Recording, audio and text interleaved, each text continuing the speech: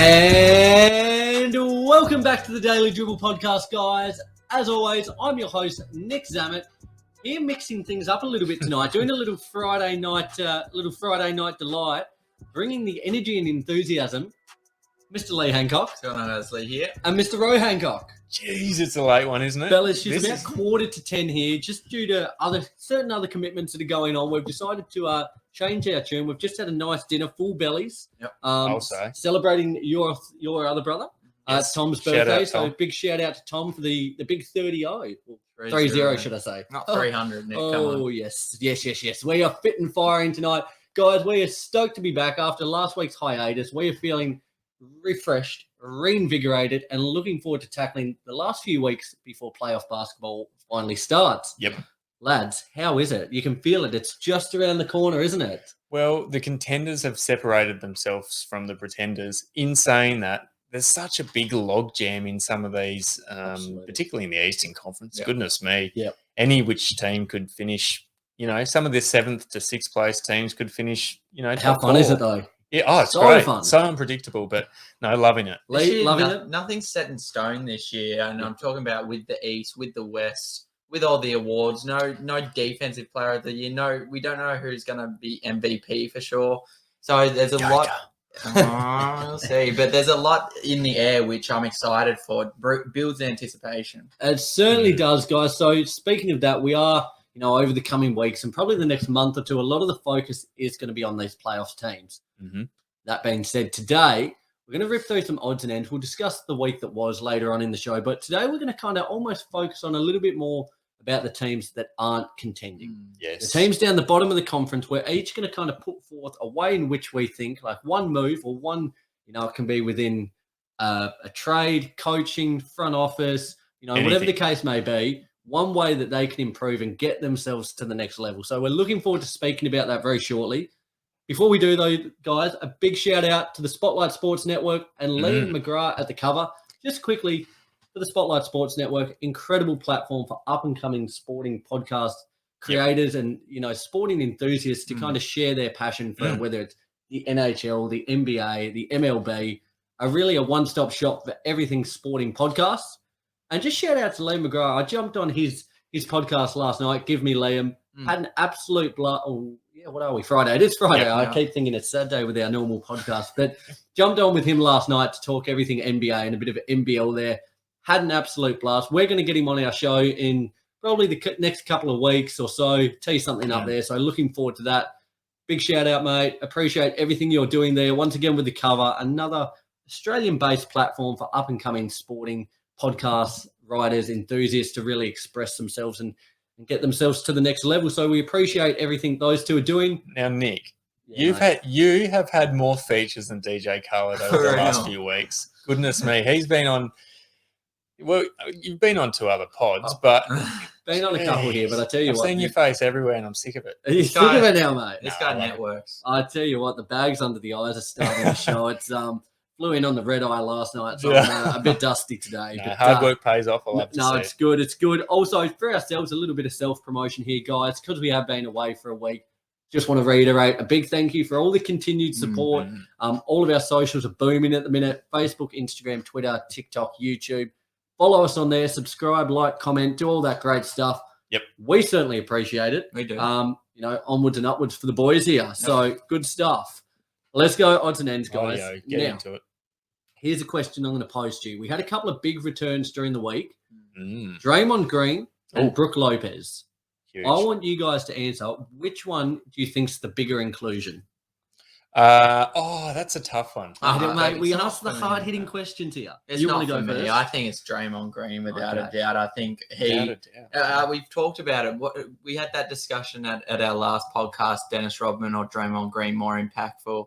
And if we're saying... And I think Draymond got their nod. Yeah, and if we're saying Draymond Green or who? Lopez? I'm going with Draymond Green. No, we clearly know how important they are. But my thing that makes it quite difficult is the fact that, and I think, Nick, you mentioned this the other week, is do the Bucks make it to the finals without Brook Lopez holding that centre position. I don't think so. Because that he's so important. Do you think so, Lee? Oh, Bobby's been insane in that. He is insane. That's why. Crazy eyes. He is insane, mate. Bulging out. So you think they make it? I think they make it because with the inclusion of Serge, like they've got someone else coming off the bench, and Bobby Portis, but despite his crazy eyes, has been going crazy. He has been. He fit in there well this season. So I love Lopez, but I think they make it without Draymond gets the nod, right? I will go with Draymond, but I think Brook Lopez's importance just goes unnoticed. I think so as well, and I think it really kind of enables Giannis to just be the ultimate dominant force on offense. Like, we know what an incredible talent he is on the defensive end, but just having another big guy to lock up these bigger bodies, fair play to Bobby Porter, Serge Ibaka, quality players in their own right, but Brooks just a different level. Yeah. And I mean, in that regard, like, just imagine you're coming up, if you're the Bucks, you're coming up against Joel Embiid in the Eastern Conference Finals. I'm sorry, crazy eyes. You're not going to be able to stand the slightest chance. He's in for a bad time, I reckon. But both massive inclusions, and for the Warriors. So a little bit of news here on the Warriors. 2 points. James Wiseman expected to return on Monday against the Spurs. Exciting. A big inclusion there, and a guy who was the number one pick. So, we've kind of got to give him his credit. Still, a lot of time for him to iron things out. I know he's kind of been almost got a little bit of slander as of late, saying it was probably should have been LaMelo, the number one pick. Neither here nor there. He returns, but with that, was James Wiseman number one? No. I thought he was number 2. No, not number one. No, it was Anthony Edwards. Sorry, that's my bad. Sorry. I was like, what alternate reality were you? Yeah, no. I was replaying it in my head. I was saying, maybe I'm not as. No, you're mate. That's okay. That's okay. Yeah. We all make mistakes. You've been on. It is a late this week. Oh, yes. We are grasping at straws here. Wake up. But yeah, no, it's big there. So a big inclusion, but even probably bigger news coming out of the last day or two. Steph Curry. So the Warriors played the Celtics the other day. The Celtics are on a tear at the moment. Aren't they? Getting over the top of the Warriors there. But the big news to come out of this one was the injury to Steph Curry. It's looking like it's a left foot sprain at this stage. Expected back for the start of the playoffs there. But it is a big blow. He is going to be reevaluated, but you never like to see this to play how it happened. And especially for the Warriors, for all we've said about Draymond Green being the heart and soul of that team and kind of almost a barometer for their success, like Steph Curry is the guy. He puts this team on his shoulders, and without him, it's a completely different team. Do you think, Lee? Oh, definitely. It is a different team, and Draymond Green does make everyone around him better, including Steph Curry. And if Steph Curry's not there, it's a different team. Well, There you go. I was just about to mention that they've been without Draymond for the majority of the year, and they're still sitting. Are they sitting in second or third at the moment? Third at the moment. Grizz have jumped them. And we've seen in previous years when Steph's been injured, they haven't even made the playoffs. So yes, you just can't. You can't overstate how important Steph is, and it's such an obvious statement. But goodness me, it's not ideal timing for them. It's not ideal timing. So one player leaves for the Warriors. Another player looks set to make his return very soon for the Nuggets after what has been an incredible, let's say a horrific fall from grace. Jamal Murray only played 4 games in the last 2 years. He's been reassigned to the Denver Nuggets G League affiliate team, the Grand Rapid Gold. He's getting some reps in before his NBA return. But this is a massive inclusion for them. MPJ also set to return soon. For the Nuggets, they're currently sitting 6th at the minute. But you get back Jamal Murray, Michael Porter Jr., look out. That is, it's incredible. And we've spoken about what Jokic has done. Check out our last episode if you haven't, guys. We kind of had a bit of a debate segment. And a big topic was that MVP race between Embiid and Jokic. Yep.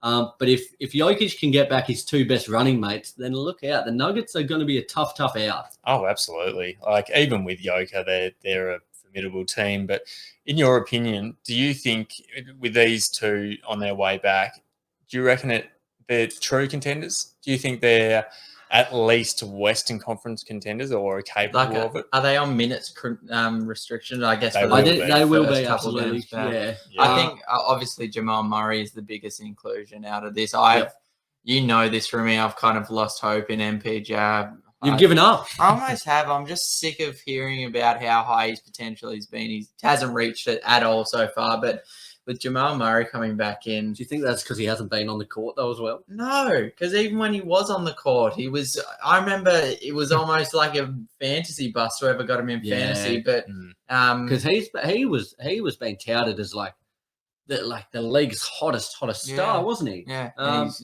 opposite. Like I still think there's incredible potential there, but you know, There we go. Keep talking about his bloody bench. I'm sick of it. Touche. You got me there. Another guy who we have not seen a lot of, TJ Warren. Sorry, I got my players mixed up there. It's TJ Warren. It is a late night pod. TJ Warren, 2 years, 4 games. So it's TJ Warren. I was going to say that Jamal Murray sparked me. Jamal Murray. No, that's anyway. I'm on fire tonight. TJ Warren, after consecutive foot stress fractures. Yep. He's set to, he's been cleared, but he's going to sit out the remaining 14 games for the Pacers, get himself set in the offseason, and hopefully bounce back bigger and better than ever next season. Again, another player who, just seeing what he was doing prior to his injuries, he was really in a rich vein of form. Couldn't have happened at a worse time for him, but we certainly hope for him and the Pacers' sake. We'll speak about the Pacers very shortly, but hope for his and the franchise's sake that he comes back fit and firing. I like TJ, but what do you expect from him when he comes back? I think his return is overhyped, in my opinion. Yeah. No, he's been out a while, but I think recency bias of what we last saw from him in the bubble, those like back-to-back 50-point games, are playing too prominently in our heads. Recency bias would have Sadiq Bey as the league's MVP based on his little 50-point number he dropped today, wouldn't it? It would, but I like TJ, but I'm not expecting a hell of a lot out of him when he comes back. Does he have a home at Indiana?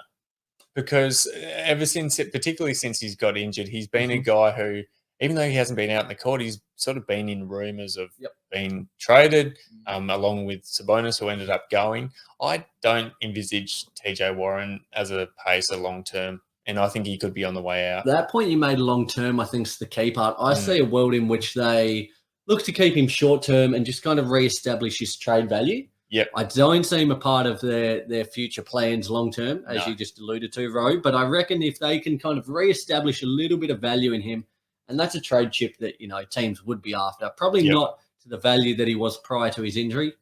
That's expected, but still a piece that you could get a little bit for there. Yep.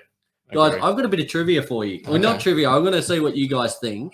Mate, it's 10:05. Mate, we are firing on all cylinders. Don't you worry about that. Here you go. So I saw something the other week. Yep. 2K. We love it. We love it. We love it when we win. We hate it when we lose. Yep. But a question for you. Which team do you think has the most players rated 80 or above? In 2K? Yeah. Just something I saw the other day that kind of shocked me. Which team do you think, 80 or above? 80 or above. I feel like it's going to be a mediocre team. It's going to be a lot of... that's a tough one, Nick. Any guesses, Lee? Above. You need to think of benches. That's the Nets. Well, okay, that's your answer, Lee. What have you got? I'll go the Bucks. I'm so glad you said it the way you did, Rose. A mediocre team, because surprise, surprise, it is the Charlotte Hornets. Yeah. They have 6 players, followed in tier 2 with 5 players: the Bulls, Cavs, Grizzlies, Heat, and Raptors. But just a little fun one there. I saw that and was quite surprised at it. It's probably not a team you think of as, being that great on 2K. But nevertheless, they're a team we don't play with often, but maybe we should more often. Yeah. Guys, a couple of NBL odds and ends. Last couple of weeks, so since we last spoke, went to Launceston to see the Jack Jumpers play. Yep. Courtside tickets to that one. Got his head on telly. Good.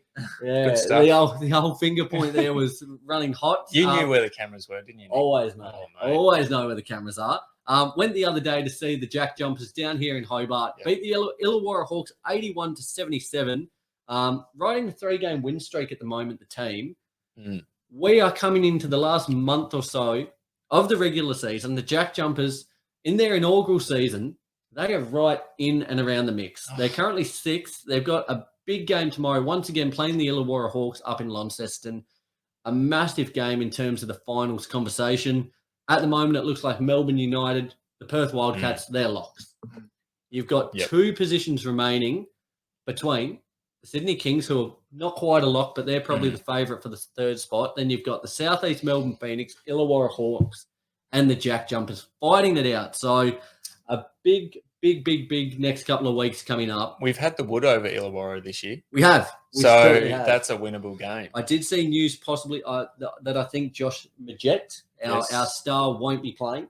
Oh, you're kidding. That's a big blow. Why not? I didn't see for what reason. Oh. I didn't see for what reason, but I'm hoping it's a dirty, dark rumour that's not true. But, you know, it's just phenomenal stuff. And it kind of bodes well at the minute for us. The Phoenix are on a bit of a slide at the minute, and they will be without their star shooter, Ryan Brockhoff, for the next 4 weeks. So it does open the door a little bit there. The Phoenix sliding. We can get a win over Illawarra tomorrow. They've got a tough run home. We could well be making a finals appearance in our first season. So watch this space. Big things coming. Just one more point. In the week, we just mentioned it off air, Ro. OT game. The New Zealand Breakers really took it up to the Perth Wildcats there in a phenomenal game. The Wildcats ended up getting up in this one 104 to 102. There was a couple of seconds to go. The Breakers were up, and we thought, oh, okay, this could be over. This is over. This is an upset. Saunters down to the court, pulls up from three, gets the end one to ice the game, and it just really illustrates, like, this guy is all time. I think he's only played about 180-odd games in the NBL. Yep. Yet he's been regarded as one of the league's greatest import of all time and one of the league's greatest players of all time. It was dirty because not only did he have the game winner, but he had the end one on top of it. Just... It's a freak. Absolute freak. Probably the best player to ever come down and play in the NBL. Without a doubt. Yep. Without a doubt. And it was wicked to see him a couple of weeks ago play, just to see how crafty he is. Yep. And I tell you what, we keep saying that this duo of him and Vic Law, our boy Vic Law Lee, who we love dearly. Friend of the show. A big friend of the show. Awesome interview we had with him. Yes, check it out. He is on fire as well. Oh. Like, these guys together, they've dubbed themselves Vice, and they are like a vice grip on these teams. Is that where it comes from, is it? I don't know. I think it's just a Vic, VI, yes. Bryce, CE. Makes sense. I didn't even think about it. Didn't even cross my mind. That's all right. We lift each other up here on the show. Yep, so, no, it's awesome. We're looking forward to seeing what happens there, guys. Big things coming in the NBL. We're absolutely buzzing. Jack Jumpers finals bound. Let's go. Oh, we're close. Guys, let's move ahead. The Daily Dribble. Okay, guys. Our favourite part of the segment. We got some bills to pay. Let's do it. Now, it's been 2 weeks since we last recorded. It feels like a lifetime. What has changed, though, you might not be able to see with the headphones on. Had a bit of a trim on top. Had a bit of a haircut there. Also, got rid of the beard. It's starting to come back now. No, let me ask. You didn't use the lawnmower 2.0 on the 4.0, mate. Oh, 4.0. 4.0 on the beard, did you? No. I thought you were going from a different angle. No. That's only for my balls. But it's not multi-purpose. Well, it could be. But what I did notice and what I found, it's such a refreshing thing when you have a haircut. It's like when you put on a tie or a suit. It's so empowering. But how good it feels when you're feeling fresh. Yes. I had the haircut on top, was looking good. So I thought, right, upstairs looks good. Downstairs needs to match. Absolutely. That's where our friends at Manscaped come in. The Lawnmower 4.0 was able to have me looking as good downstairs as up. Felt like a new man. Smelt like a new man as well, which is key with some of the products they've got. The crop preserver there, the ball deodorant. It is next level stuff, guys. You can join us, though. Now, due to probably certain regulations, we can't show you the results of our balls. No. More than happy. I'll leave that there. I'll leave that there. We're not more than happy, but go on.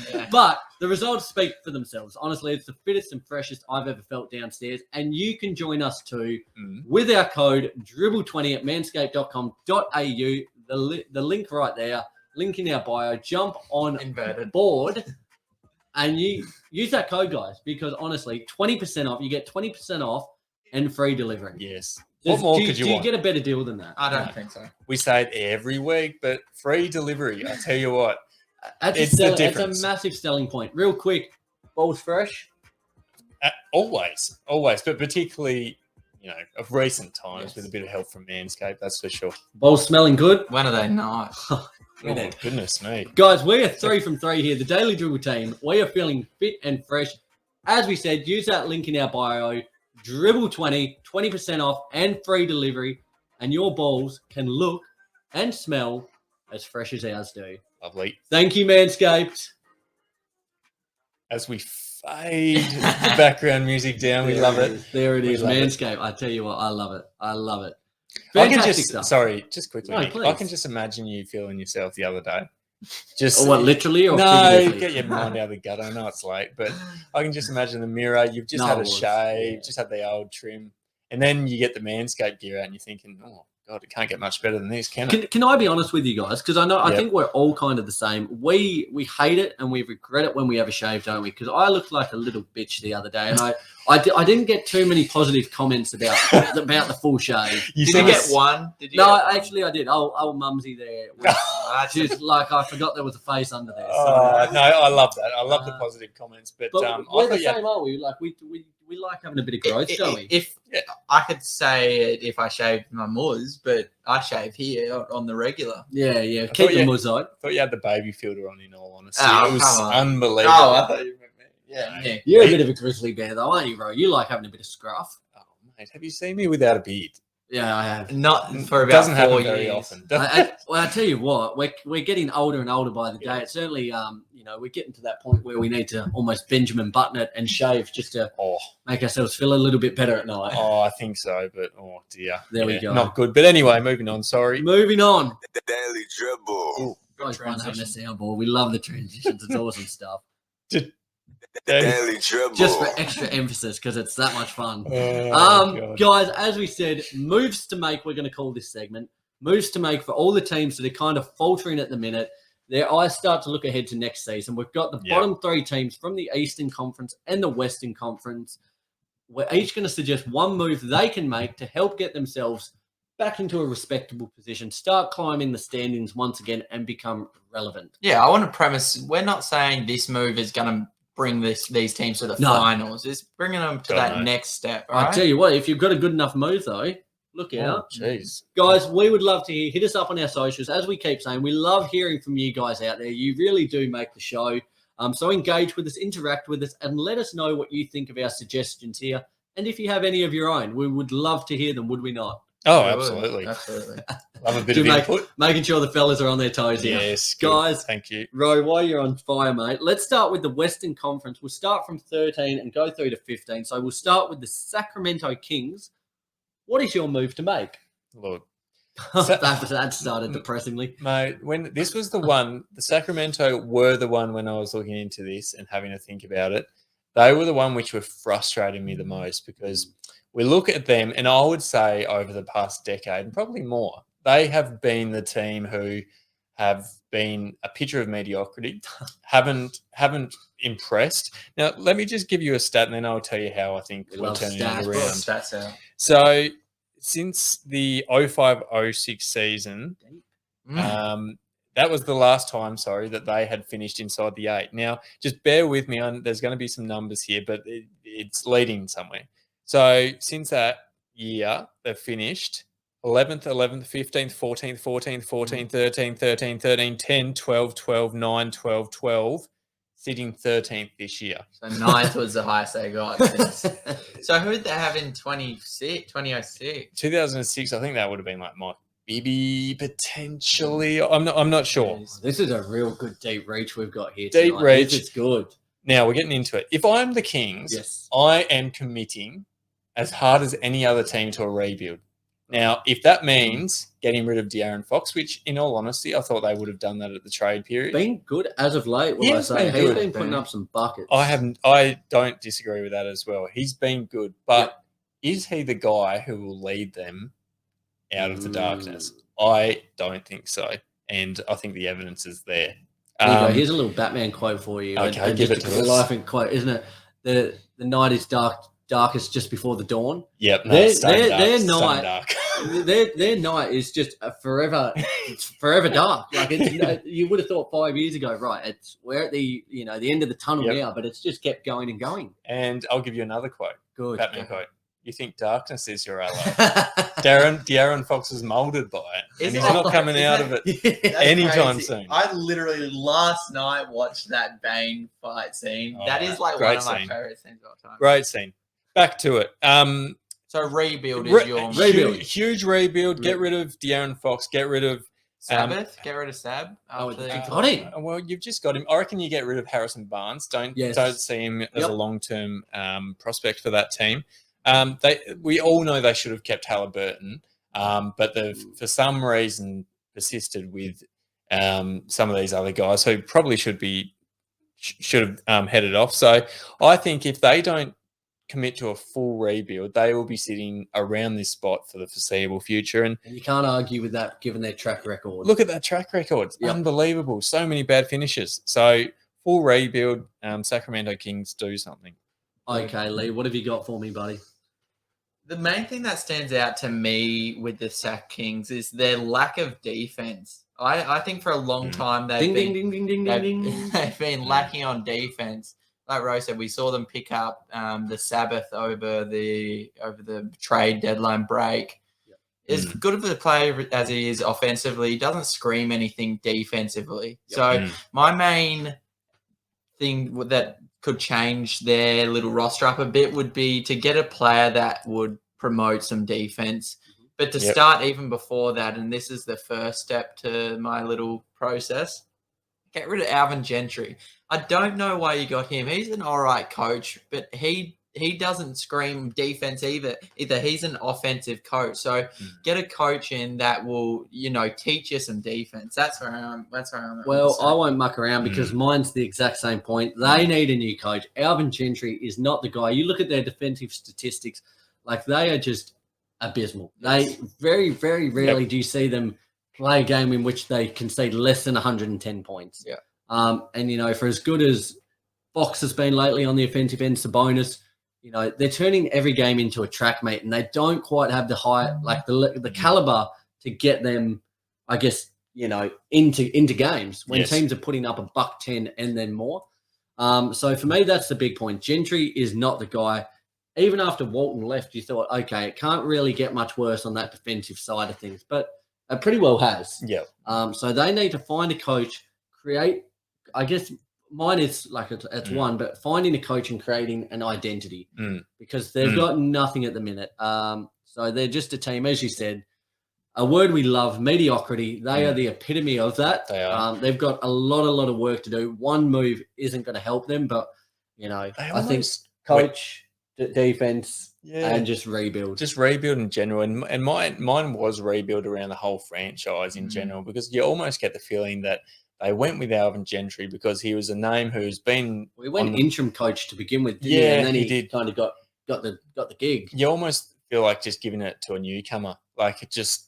I've never really had too much faith in Alvin Gentry. Look at some of these college coaches. Yeah. Like, give them a crack. Like, the franchise has got nothing to lose anymore, do they? So they don't. No. When you're at rock bottom, the only way is up. Lee, what have you got for the Oklahoma City Thunder?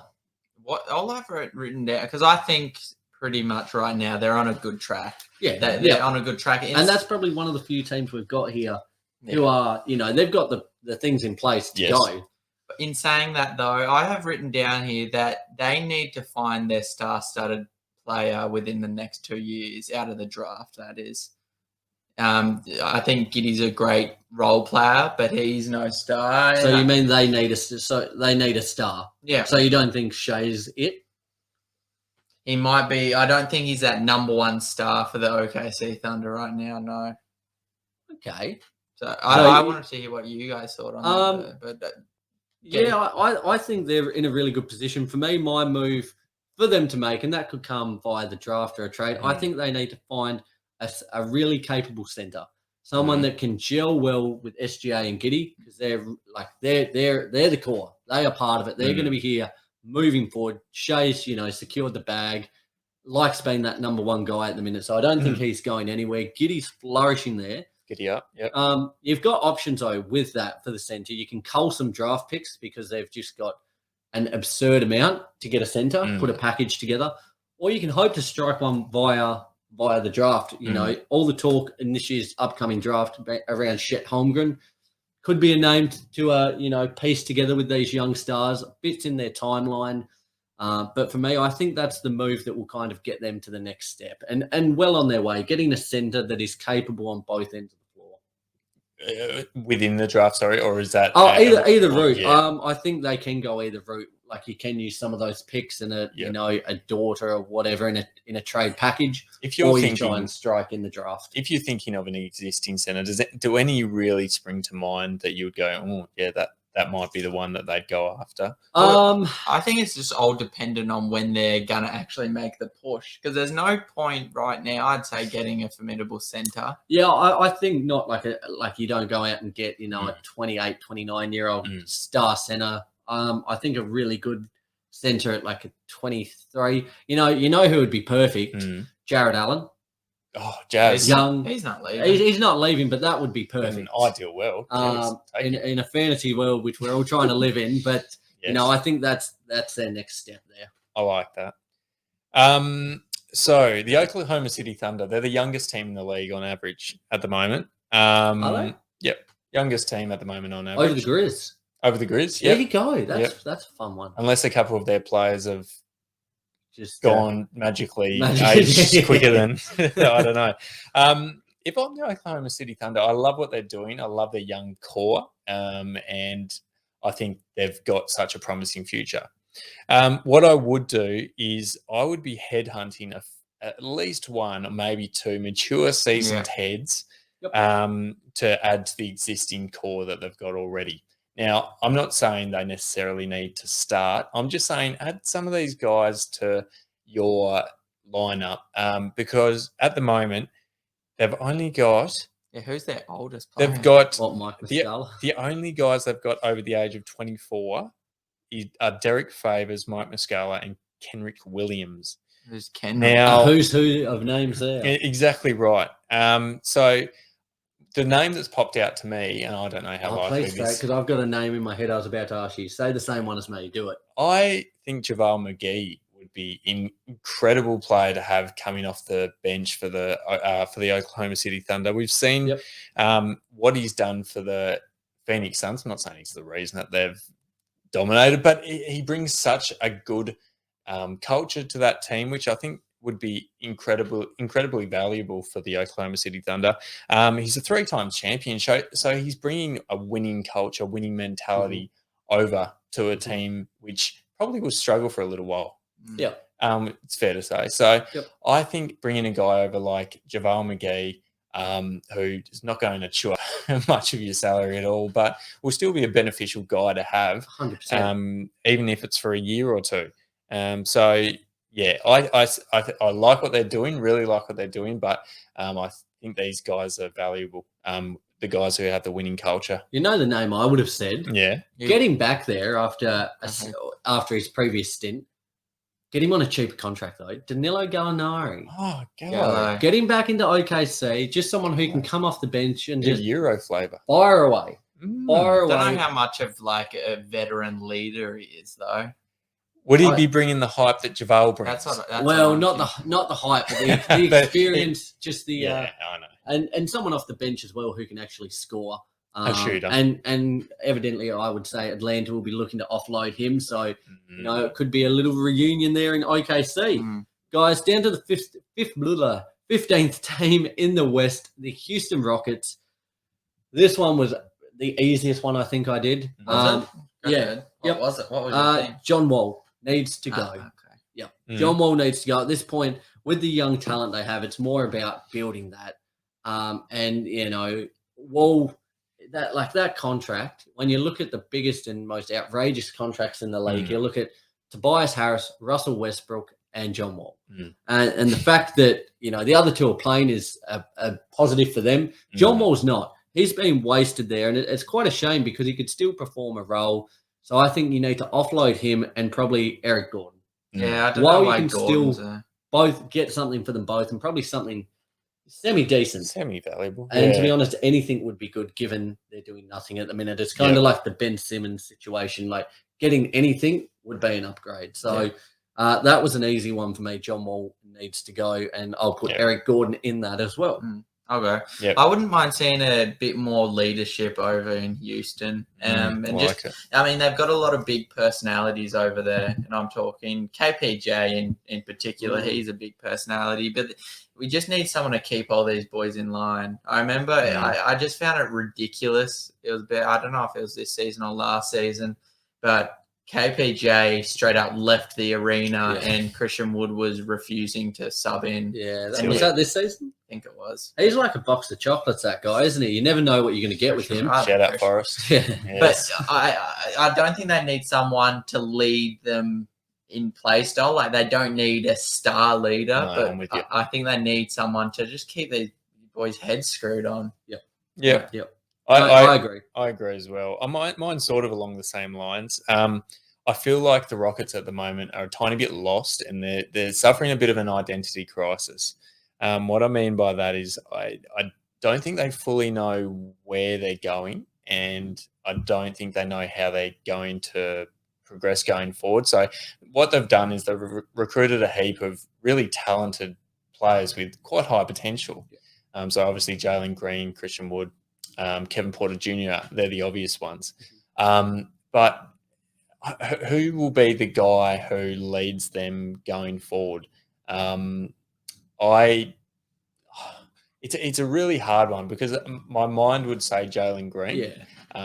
But in saying that, like, the other guys are extremely valuable as well. So you just don't know. But I agree with Lee as well, particularly in the fact that I think they need to recruit guys who can sort of like a cool, calm, mature head who can sort out some of the immaturity that is within the playing group right now. Can I pose a question to you, just off what you just said, and to both of you there?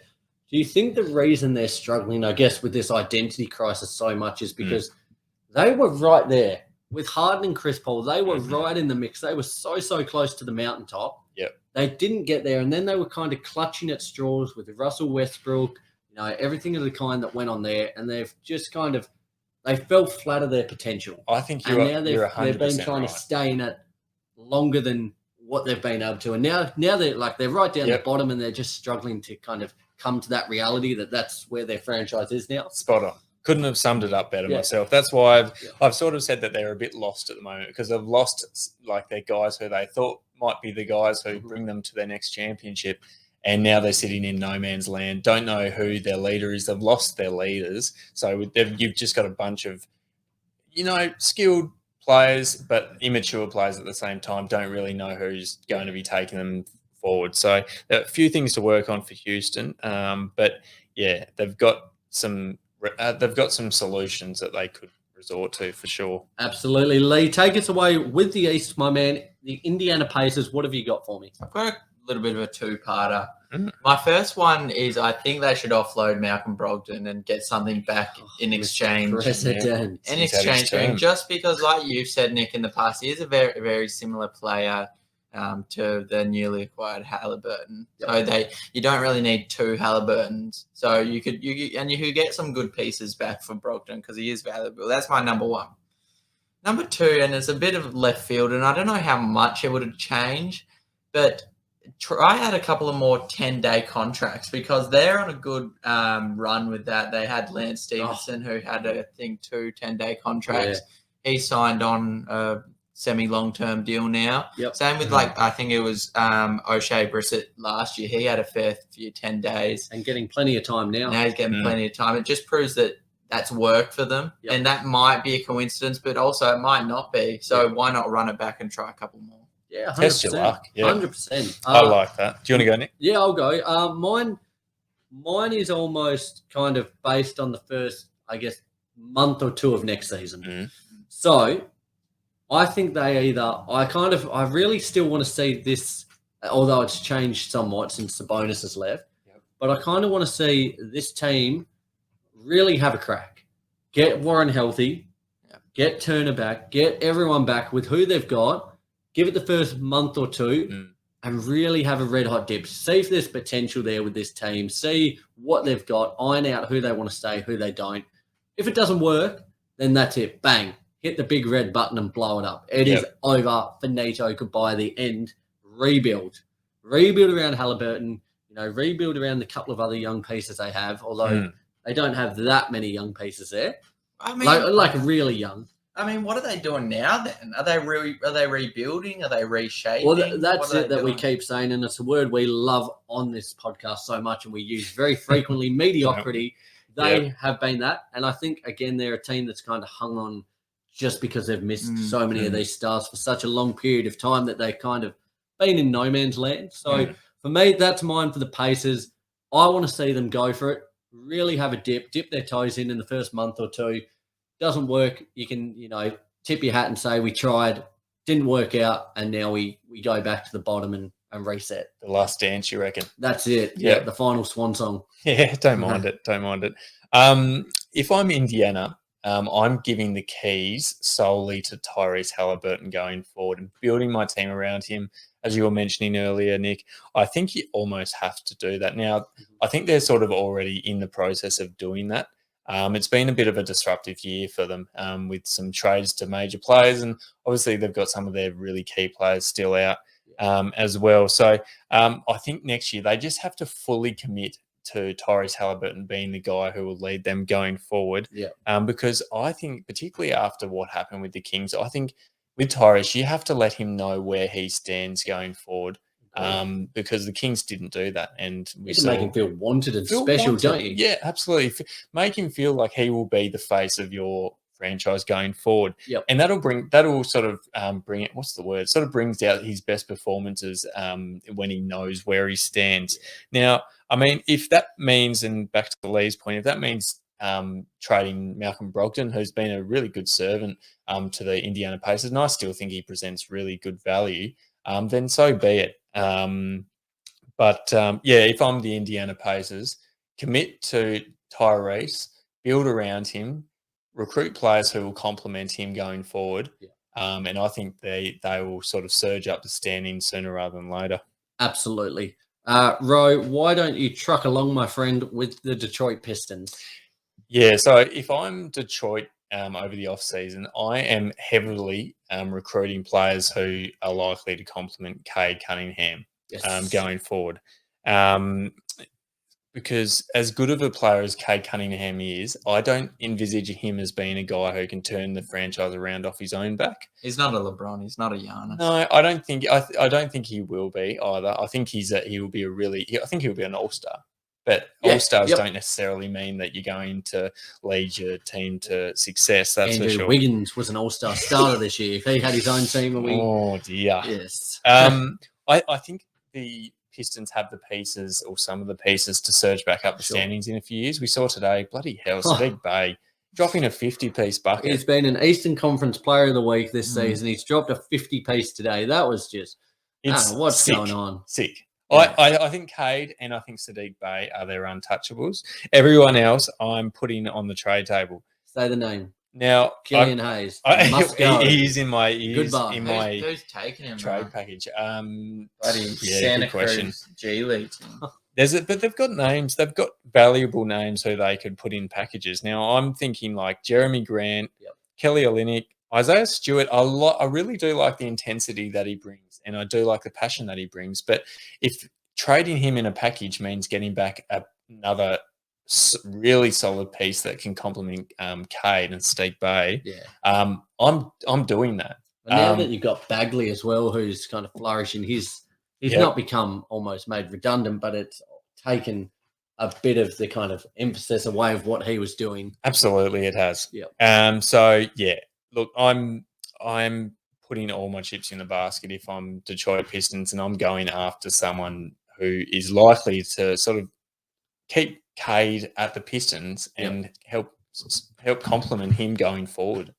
Yeah, mine's a similar one. So far this season, this was as of the other week, the team had averaged 103.5 points per game, the second lowest in the league. Likewise, the second lowest 3-point percentage within the league at 32.2%. Yuck. That clearly shows you that they need to find another avenue to scoring. Sadiq Bey, for as good as he was today, fair play to him, runs hot and cold. Like he's not a guy averaging 20 points a game. He's having a 30-point game every now and again, followed by an 8-point game. So they need some, I guess, level of consistency. They need some really legitimate second and third string options as scorers. Because, Cade has been on a tear. He's wicked. He's really showing what made him that number one pick, but he needs help moving forward. So I think Jeremy Grant is certainly a trade candidate. He's become has to be. What we saw him do last season was phenomenal, but he's, almost, it's kind of like Julius Randle, kind of regressing back to the mean now. So, I think that's a move to be made. As you said, the names you rattled off, Kelly Olynyk, Isaiah Stewart, Killian Hayes, a few of these other blokes are certainly trade fodder there. Yep. You've got Cade now, you've got Sadiq Bey, you're probably going to get a great draft pick. That's what you're building around now. If you're a Detroit fan, stay optimistic, though, because you have found a really good player in Cade Cunningham there. So, he's a star. I think you kind of offload some of the deadwood and just let the new shoots grow. Yes, I love that. A little horticulture will just it's in your veins, isn't it? Yeah. You can take the boy out of the farm, but not the farm out of the boy. Lee, what do you reckon, mate? Mine's pretty much the same. To put it short, you're trading some of your pieces and you're building it around Cade Cunningham. And I think Detroit know this isn't going to happen overnight. And I know this isn't going to happen overnight for Detroit. It's a long journey, but they've already started it. We wanted to see someone play that center role that's taller than 6'8" in Isaiah Stewart, which they did. They brought in Marvin Bagley III. And I'm not saying he's going to be there long term and he's going to be their main center, but they're trying and they put things into work already. So I'd say Jeremy Grant obviously is the big one you need to offload pretty soon. I feel like Jeremy Grant's just a little bit one-dimensional for mine. Yes. I see him as a guy who's he can probably put up 22 a night, but what else does he do? Is he making those around him better? No. I'm saying, I liked him when he was at where was he? Nuggets. At the Nuggets, as that third, fourth option. I know he didn't like it. Yeah. I know he likes being the star, but he's not built for that. To be honest, I was thinking I'd love to see him back at the Nuggets. How good would he fit in right now with what they're doing? Perfect. Yeah. Would be fantastic. In an alternate reality, who knows? We might see him back there. Guys, our final team, our 15th seed in the Eastern Conference, the Orlando Magic. For me, there's not too much to say about the Magic, so I'll keep it short and sweet on them. As you mentioned, Lee, what you were going to do with the Pistons. For me, it's getting Jonathan Isaac back. A guy who's shown flashes, hasn't been able to stay on the court, unfortunately, due to injury, but does have such great two-way ability. I think is key to getting him back. But the big part is assessing what they've got in their guard rotation and finding the best combination. We've seen over the last week or two, Markelle Fultz, since his return, has looked pretty impressive. Has looked very impressive coming off the bench. And now they've got to work out between Suggs, Cole Anthony, and Fultz what the best duo of that is to start and how they're going to kind of wrangle the minutes and wrangle, I guess, the hierarchy there. So I think that's the big thing. They're in the tank. They're not going anywhere anytime soon. But I think just for a little bit of clarity, they need to find out what the best route is. Put your Orlando Magic GM hat on for a second, Nick. Yes. If you are the GM of the Orlando Magic, what are you doing with that guard setup? Who are you playing at the 1, 2, and then the third obviously is coming off in a bench role. What are you doing? Sure. So at the minute, it's a hard one just because we see so often the leap that first to second year players make. Yep. I'm certainly not dismissing Suggs, again, being better as of late. Cole Anthony's the lock. He's on there. He is on there. So it's really a coin flip between Fultz and Suggs at the minute. I would be saying I think Fultz will be the guy. You reckon? I think Fultz will be the guy. Suggs will come off the bench. They'll kind of nurture him a little more, so let him grow and develop, off the bench and kind of at, not as quick a pace. That would be my guess. But, I think Cole Anthony's the only lock, isn't he? I think. Yep, I'm with you. What have you got? For me, mine's sort of along the same lines as OKC.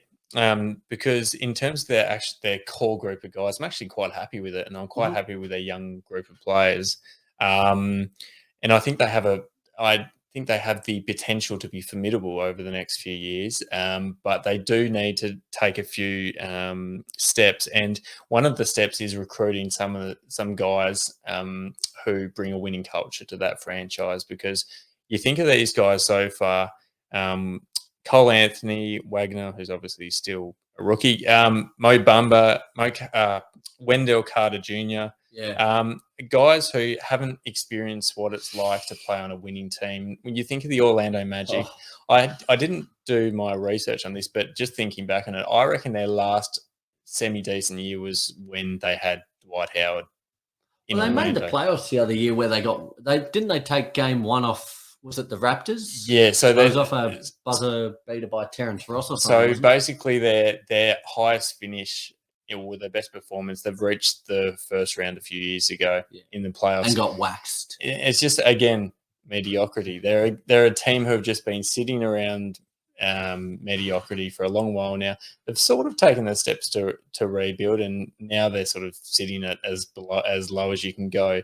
But I still think, I look at their team, I'm not sure if you've had a proper look at their whole squad overall. Not many guys possess sort of winning culture. Yeah. Not many guys know what it takes to win. I think it's super important to have some of these guys on your team. Throw the bag at them for all I care, because it's super important. And I don't think they're going to truly understand what it takes to surge back up the standings without some of these guys. Can I pose just a quick idea before you go here, Lee? Instead of a swear jar, we should sit something right here, $1 each time mediocrity says. Yes. How would that be? Imagine it. We'd just feel right up tonight. Yep. What would be your phrase or word that you say the most?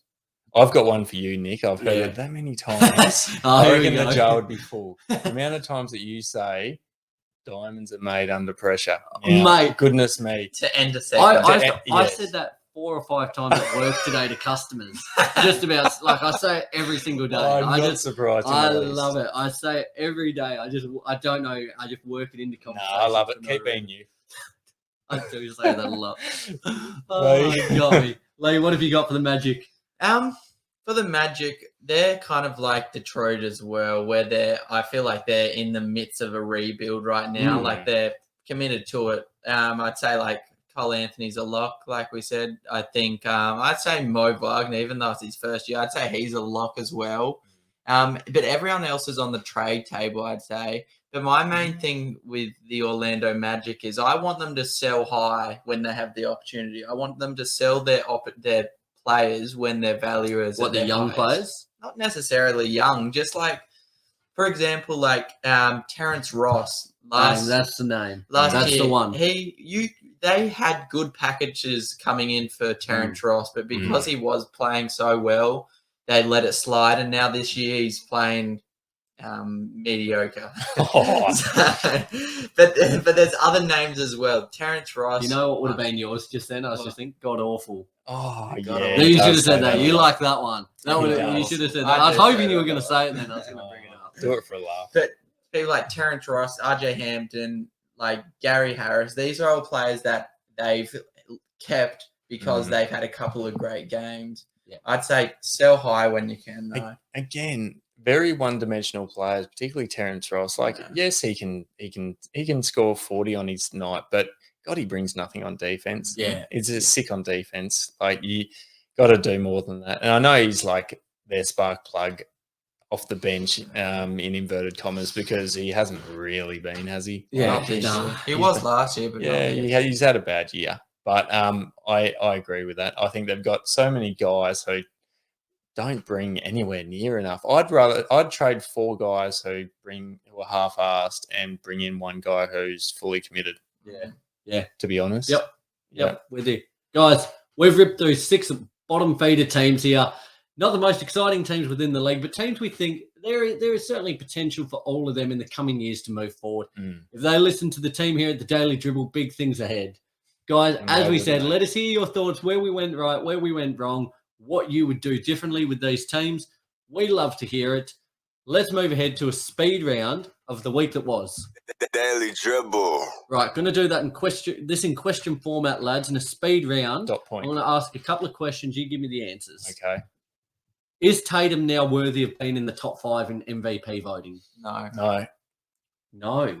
Why is that surprising? Come Not on, for me. he's had a good mark. Let's say top 5 then. Who you got at the moment?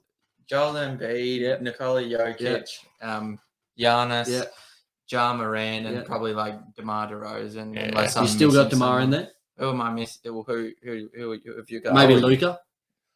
He's made a massive run for it, hasn't Absolutely. he? Absolutely. Yeah, I would say that. I would say Lee's. I'd swap out DeMar for Luka, just due to the fact that he is on an absolute tear at the moment, and his second best player, Spencer Dinwiddie. Enough said. Right on the periphery though, Tatum starting to look in there.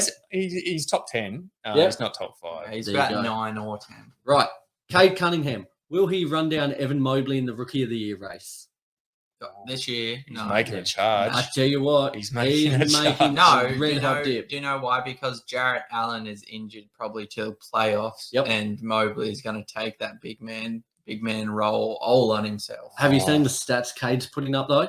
Yeah, but not enough. Not enough. No. Will he make a charge? I think he's capable. I think he is. I think it's coming right down to the wire. I think it's sort of like, who was it last year? Was it the LaMelo? LaMelo and Edwards. I think it's very much like that. Yeah. I think so. I think so. I think he's. I tell you what, number 1 pick, you kind of almost get a little bit of a boost as well. Mobley did all the hard work early on, so Cade's playing catch up, but. Another couple of big games here, and again, that recency bias comes into play a little bit. Yes. So look out there. Right. Who gets the 4th seed in the West? At the moment, Dallas are there. Oh, no, it's Utah, should I say? No, Dallas. Hold on. Steady on. Hold on.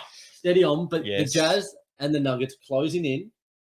Who gets the number 4 seed? Who's your pick? Oh, what's their run home? I wonder. Jazz, Nuggets, and Dallas. Did you say? Oh, so Jazz are 4th. No, Jazz are 4th. Yeah, stick with your guns. What's happening? And then the Mavs and Nuggets right behind there, coming in like a game or 2 behind. Well, Dallas are on the same amount of wins and losses. I will go with. I think I'd have more faith in Utah. Yep. Despite how good Luka's been, I'd have more faith in Utah to finish 4th.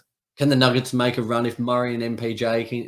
It's going to be tough with the amount of games left. Yeah, I'll lock in Utah for that fourth Utah, spot. Lee, what have you got? I'll lock in Dallas with the run Luka's on right now.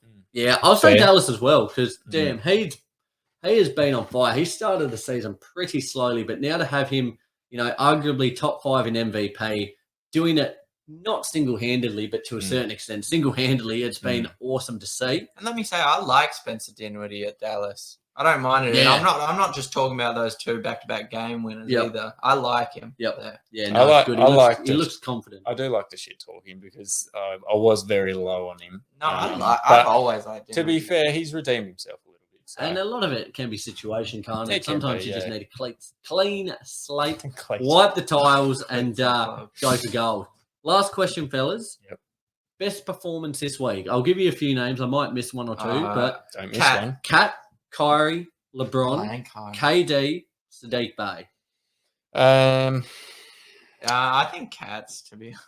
You're giving it to Kat? I'm giving it to Kat. Was incredible. Kyrie was really good. The efficiency at which Kyrie did it was wicked. And to the fact that he had like 41 at halftime, could have dropped probably 70 if it was a close game. There's so much going on this. What did LeBron do? I forgot. He had back-to-back 50s. He did. I'll go with Kyrie. He just looked like the best point guard in the league on that night. Yeah. I'm going to say Kyrie is. It's hard because did Kat not have 34 points in the third alone? He did, didn't he? He did, though. Did he not? Yeah, no, he did. Close 12 minutes. I don't even know if he played all 12 minutes, but 34 in 1 quarter. Oh, yeah. He was in beast mode. Let's be honest. I tell you what, this week, crazy, like it has been nuts. Crazy It's March Madness. It is do you guys get into the college ball, the NCAA on at the moment? Did you do a bracket? Look, I was talking about this with someone at work today. You just can't do a bracket anymore because you sort of lost it before you've started it. Like Kentucky, second seed lost to 15th seed St. Peter's today. Yeah, come on. What is it like? I saw it, but the actual odds of picking the correct bracket all the way through, it's like it is just off the absolute dial. It's like impossible to do. Because we missed the boat now. Next year we're going to do it. I'm going to actually have a bit of a study and actually try and pick the bracket. So what was your question regarding? Biggest performance this week. Biggest scoring performance. Best one. Yeah, Curry. Didn't we all name them? What's your next question? I said that was the last question. Oh, I thought you were... Jeez, give me a fair go, mate. God, I'll make sure to have some more questions next week. Guys, I enjoyed those. Wait, I'll make sure to do it again next week. I like that format of rattling off what's happened. Look at that, then we're there then. Beautiful, love it, guys. It has been a massive week. We've loved being back. The ambience in the room's a little different. Let us know what you think of the nighttime podcast. How you like the lighting situation and whatnot. Someone came across us on, like, if this was our thumbnail, they'd think the YouTube video is like a horror story. Yeah, it's like ghost stories. Spooky stories. How have you guys found the nighttime shift? You feeling all right? Oh, I'm surprisingly held up. The energy, to be honest, as we were talking, like, nighttime, it's getting late. Thought the energy was going to be a bit flat, but I'm pretty happy with how this one's turned out. It's higher than ever. Yeah, really. No, we love it. It's been a good episode. Guys, stay tuned. All of our socials. Lots of news coming from the NBA, NBL. The playoffs just around the corner. Like, subscribe, do all that great stuff wherever you listen to the show. A lot to look forward to in the coming weeks, fellas. We're going to be back next week. A lot of energy, big show, and we can't wait, can we? We can't. We can't. Tell me how much we can't wait. Oh, mate, we can't wait every single week. But there you have it, guys. Till next week. Love you, bye. Shave your balls.